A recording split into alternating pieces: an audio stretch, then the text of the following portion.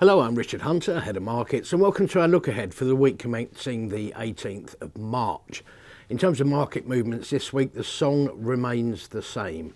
The question is whether inflation is going to re-accelerate, which obviously would rather drive some horses through the Federal Reserve's plans to cut interest rates later in the year. And in terms of both consumer and wholesale inflation numbers coming out of the States this week, they were slightly hotter than expected. So that debate is ongoing. Having said that, we're also continuing to see a lot of strong buying, particularly in the mega cap technology sector. Although having said that, over recent weeks, there's a possibility that the market rally may be broadening out into other sectors. So the result of all that is, despite a slightly weaker week, the Dow Jones in the year to date is now up by 3.2%, the S&P 500 by 8%, the Nasdaq by 7.4%, while the FTSE 100 is just about keeping its head above water and is up by 0.3%. Turning to next week, we've got full year numbers from Next. Obviously a retailer of some renown. The shares are up by about 27% over the last year. A few things to look out for, not least of which the fact that over the course of this year, Next has delivered 4 profit upgrades, which obviously has been some of the reason for that spike in the share price. By the same token, they've estimated that the full year pre-tax profit figure will be around 885 million. That would compare with 870 million in the previous year. Also look out for the total platform and any progress made there. This is basically the third party and licensing part of its digital offering, and whether indeed it might have any eyes on further selective acquisitions, Fatface being the most recent.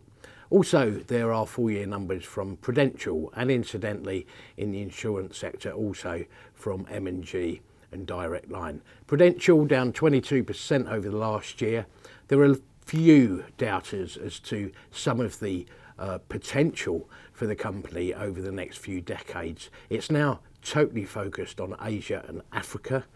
In terms of Asia, for example, household wealth, when it was last measured in 2021, was over $150 trillion. And it's also estimated that by 2030, 3/4 of the global working population will be found in Asia and Africa. So clearly, we've got a long-term potential there, even if the share price in the more recent time hasn't kept up with events. One of the reasons being there, the weakness of the China economy. So an update there no doubt will be provided, as it will also on progress made within digitalisation, which of course keeps costs down on a global basis. Finally, we've got half-year numbers from JD Wetherspoon.